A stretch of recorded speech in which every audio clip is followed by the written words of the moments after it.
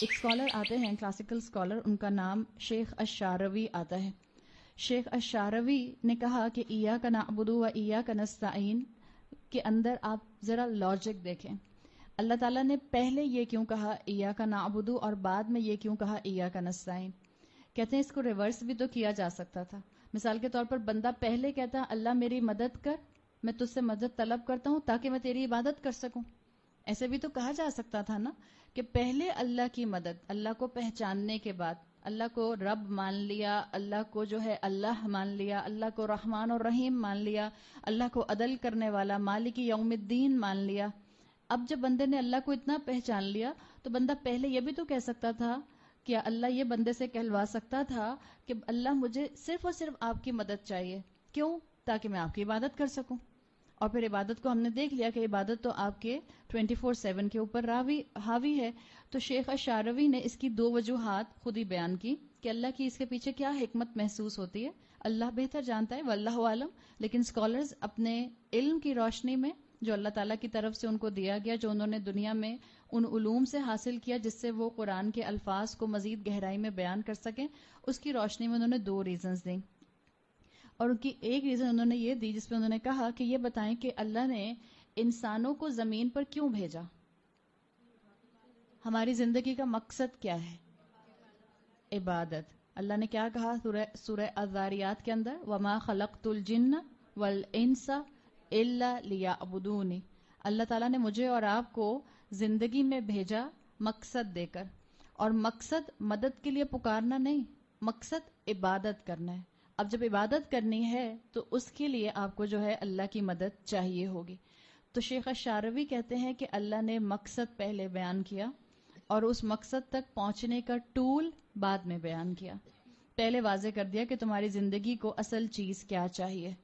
اور دوسری وجہ وہ کہتے ہیں ایاک نعبد کے اندر جب ہم کہتے ہیں اللہ میں صرف آپ کی عبادت کرتی ہوں تو ہم اللہ کو فرسٹ پوزیشن پر رکھتے ہیں. اور جب میں کہتی ہوں ایاک نستعین، اللہ مجھے صرف اور صرف آپ ہی سے مدد طلب کرنی ہے، ہم صرف اور صرف آپ سے مدد طلب کرتے ہیں، تو یہ تو میری چیز ہے نا، مدد تو مجھے چاہیے. اور عبادت میں کس کی کرتی ہوں؟ اللہ کی کرتی ہوں. تو شیخ الشعراوی کے مطابق پہلا ادب مسلمانوں کو یہ سکھایا گیا، ہر معاملے میں اللہ کو فرسٹ پوزیشن دو، اپنے آپ کو سیکنڈری پر لے جاؤ.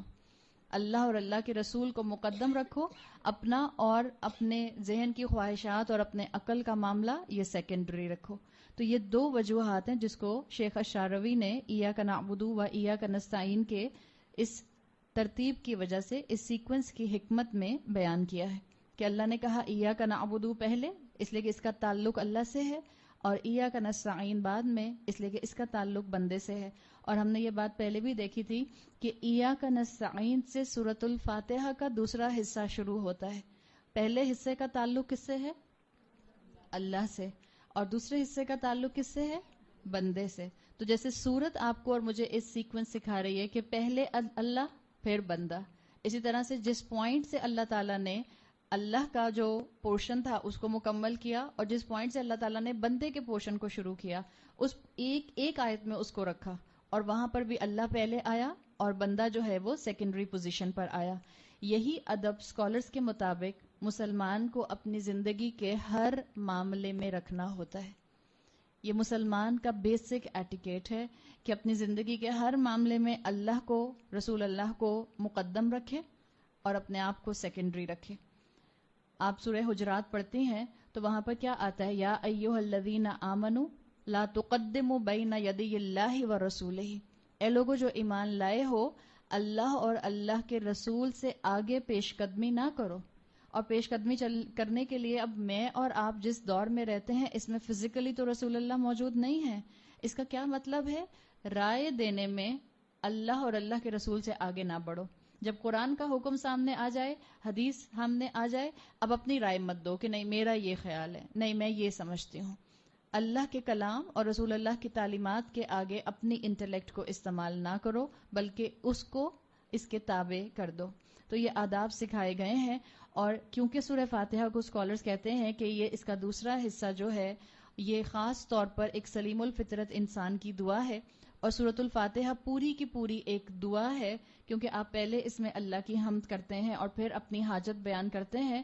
تو اسکالرز کہتے ہیں کہ مسلمانوں کو مصحف کے پہلے صفحے پر دعا مانگنے کا طریقہ سکھا دیا گیا. آپ جب دعا مانگیں کیسے مانگیں، دعا کو اس کے پراپر پروٹوکول کے ساتھ مانگا جاتا ہے. جب دعا مانگیں تو کیا کریں، اللہ کی حمد و ثنا کریں، اور یہی سورہ فاتحہ کے اندر آپ کو اللہ کی حمد و ثنا ملتی ہے. پھر دعا کے اندر جیسے سکھایا گیا کہ دعا میں اللہ کی حمد کے بعد رسول اللہ صلی اللہ علیہ وسلم پر درود بھیجا جائے.